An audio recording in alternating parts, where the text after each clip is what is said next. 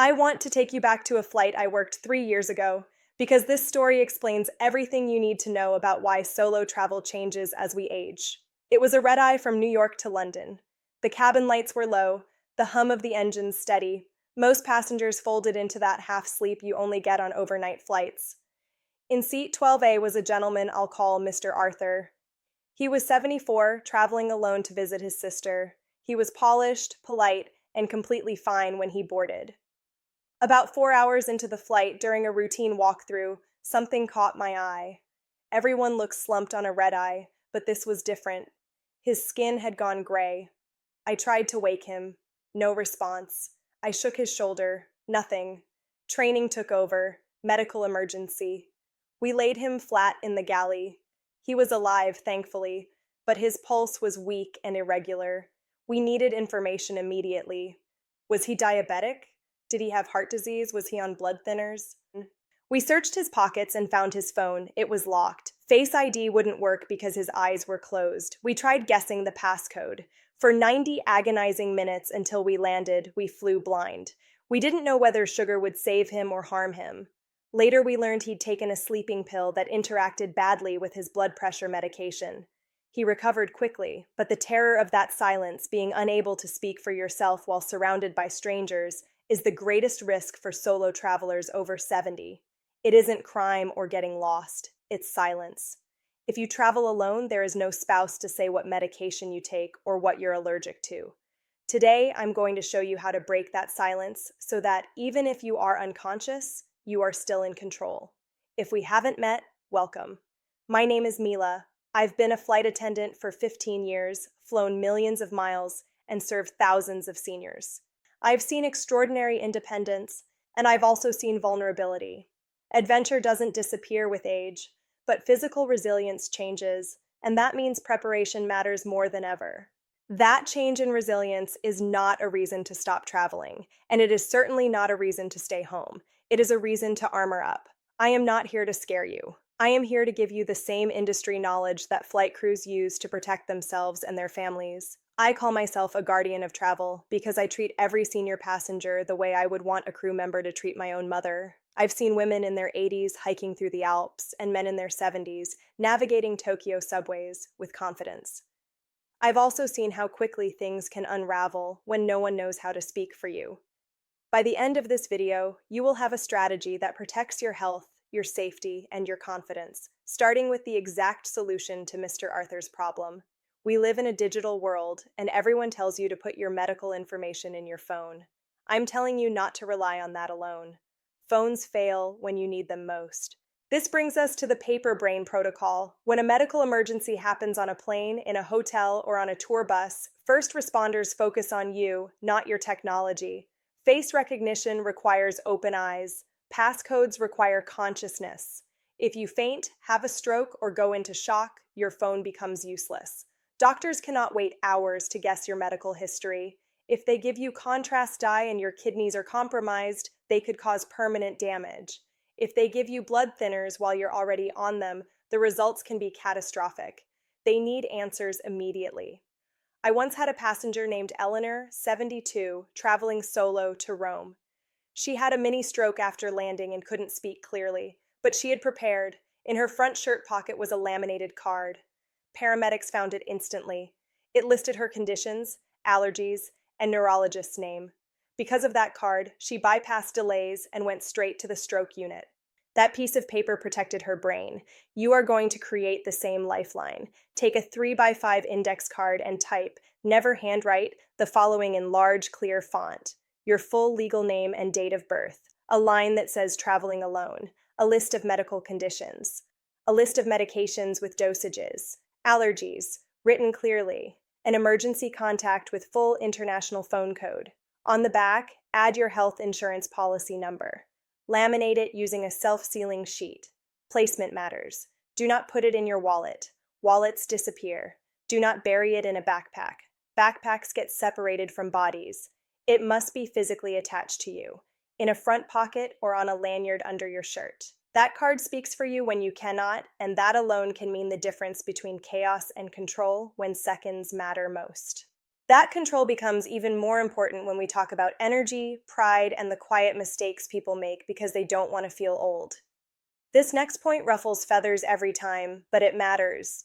The wheelchair service is not about disability, it is about energy conservation. Under the Air Carrier Access Act in the United States and similar laws across Europe and the UK, airlines are legally required to provide wheelchair assistance to anyone who asks. You do not need a doctor's note, you do not need a visible impairment. You only need to request it. I watch seniors refuse this service every day because they worry about appearances. They say they walk miles at home. They say they don't want to be a burden, so they walk. They drag a carry-on through enormous terminals. They stand in security lines for 40 minutes. They rush to distant gates. By the time they board, their stress hormones are high, their body is depleted, and their thinking is foggy. That exhaustion leads to mistakes. Passports get left at cafes, gate changes are missed. Scammers spot the confusion immediately. I once cared for a woman named Mrs. Gable, 76, traveling through Heathrow. She refused wheelchair help because she didn't want to bother anyone. Heathrow is massive. By the time she reached the jet bridge, she was exhausted. Her foot caught on the metal transition plate. She fell and broke her hip. Her vacation ended before it began. If she had taken the chair, she would have been seated, escorted, and safe. When you book your ticket or call the airline, request distance assistance. This gives you priority through security, pre-boarding so you can settle without pressure, and protection during tight connections. If you miss a flight while walking, it's your problem. If you miss it while under assistance, it becomes the airline's responsibility. Save your energy for the destination, not the terminal. This brings us to your itinerary choices, because timing matters more than people realize. Secret number 3 is what I call the vampire rule. Never arrive in a new city after dark. As we age, night vision declines and depth perception weakens. Uneven sidewalks and cobblestones become hazards. Jet lag also distorts judgment, making unfamiliar environments feel threatening. The most dangerous part of solo travel is the 60 minutes between leaving the airport and locking your hotel door. At night, that transition is risky. You look tired, confused, and alone. I had a retired professor fly into Barcelona on a cheap flight that landed after 11 p.m. His taxi dropped him at the edge of a narrow street. It was dark. He couldn't find his hotel sign. A friendly stranger offered help and led him into an alley where his wallet and passport were stolen. In daylight, that street would have been busy and safe. Before you travel, open a map at home and virtually walk the last block to your hotel. Notice landmarks. Pay the daylight tax. If an afternoon arrival costs $50 more than a late-night one, pay it. That small cost buys visibility, calm, and safety when you need it most. That sense of safety also depends on how you present yourself to the world, because criminals are not random. They are observers. Pickpockets, scammers, and opportunists study behavior the way biologists study animals. They look for hesitation, isolation, and signals of vulnerability. If you are sitting alone in a restaurant with a map spread open, you are advertising that you are by yourself and unfamiliar with your surroundings. This brings us to secret number 4, the table for 2 rule. I know you were raised to be polite and honest. I know it feels wrong to lie, but when it comes to personal safety, discretion is not dishonesty. It is protection. If a host asks how many, you say 2. Your friend is joining you shortly. Sit down, ask for 2 menus, place a jacket, a scarf, or a bag on the empty chair. That empty seat is a prop. If someone asks where your companion is, you say they aren't feeling well or they stepped out. To the outside world, you are not alone. The same rule applies in hotel lobbies and bars. These places feel safe, but they are hunting grounds. Professional thieves blend in as guests. They listen for room numbers. They ask harmless questions to see how alert you are. If you casually say you are traveling alone and mention your room, you have given away too much. I once met a passenger named Margaret returning from Mexico. She had been dining alone at her resort when a charming man struck up a conversation. She told him she was solo. She paid her bill and placed her key folder on the table. He saw her name and room number. That night, someone tried to open her door. The man had told the front desk he was her nephew and had lost his key. The clerk almost let him in. Margaret spent the rest of her trip terrified. Learn to use a script. My husband is resting. My son is meeting me later. You are never the lone antelope. Now let's talk about what happens once you're in your room. because many people assume the door lock is enough. This is secret number 5. The deadbolt is not your true protection. Hotel locks are electronic. Master keys exist. Systems fail. Clerks make mistakes and assign occupied rooms. Even innocent errors can result in a stranger opening your door in the middle of the night, and that shock alone can cause serious health consequences. You need a physical barrier that cannot be hacked or overridden. That barrier is a simple rubber doorstop. It costs a few dollars and requires no power. Place it on the floor inside your room, wedge it firmly under the door, and kick it tight so it grips the carpet. Test it. If the door moves, reset it. There are also alarm versions that emit a piercing sound if pressure is applied. I had a colleague staying in a luxury hotel when someone tried to enter her room at 3 in the morning.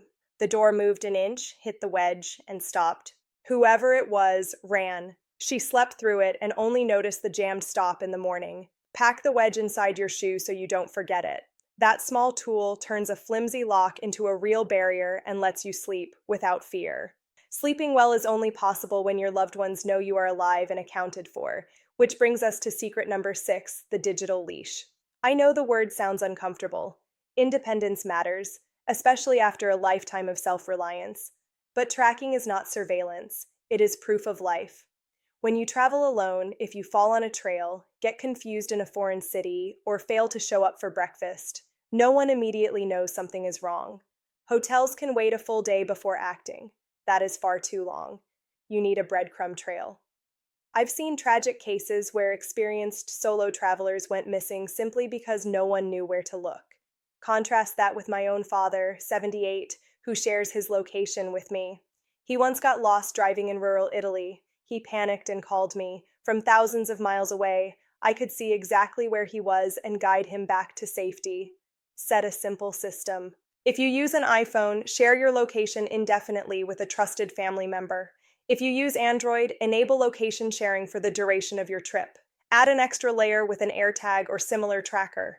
Put one in your suitcase and one in your day bag or pocket. Even if your phone battery dies, that signal can still be found. Establish a routine check-in. A thumbs-up text every morning and evening is enough. If it doesn't arrive, your family knows when to act. This is not control. It is a safety net. Now we need to talk about communication in emergencies, because gestures fail when language barriers exist. This is secret number 7. Do not rely on charades to save your life. Medical terms are precise, and misunderstandings can be deadly. I once had a passenger who was diabetic and spoke little English. His low blood sugar made him agitated, and other passengers assumed he was drunk. We were moments away from restraining him when he pulled out a laminated card stating his condition and what he needed. That card prevented a medical disaster. You should carry similar visual cards. Before traveling, print translations of your conditions and allergies in the local language, along with a simple message that says you need a hospital. Keep these with your passport. Download a translation app that allows camera scanning so you can read medication labels abroad. When words fail, paper speaks. We've protected your health and safety. Next, we protect the one thing that keeps you mobile, your money. Money is your lifeline when everything else goes wrong. And this is where many solo travelers make a single mistake that turns a minor incident into a crisis. This is secret number 8, the financial firewall. Pickpockets are not violent criminals most of the time. They are technicians. They want speed, distraction, and the highest reward for the least effort. If all of your cards, cash, and identification live in one wallet or pouch, one grab leaves you stranded. You need separation. Carry 2 wallets. The real wallet is your vault. It holds your main credit card, identification, and larger bills, and it lives under your clothes in a money belt or an inner pocket pressed against your body. It never comes out in public. The second wallet is the decoy. It should look convincing but contain very little, some small bills and expired cards. This goes in an easy-to-reach pocket or purse. If someone steals it or demands it, you hand it over and walk away with your real resources intact. I once helped an 80-year-old man at the embassy after thieves cut off his bag containing everything he owned. If he had separated his funds, it would have been inconvenient instead of terrifying. Add catastrophe cash. Hide a single large bill in your sock or under your shoe insole. If everything is lost, that money gets you a taxi to police or an embassy. Secret number 9 protects your health again, medication control. Never place essential medication in checked luggage. Bags are lost every day. Your medicine stays with you. But go further. Split your supply. Keep most pills in your carry-on, and 3 days worth in a small bag that stays on your body. If everything disappears, you still have time to recover. Carry paper prescriptions using the chemical names so foreign pharmacists can help you.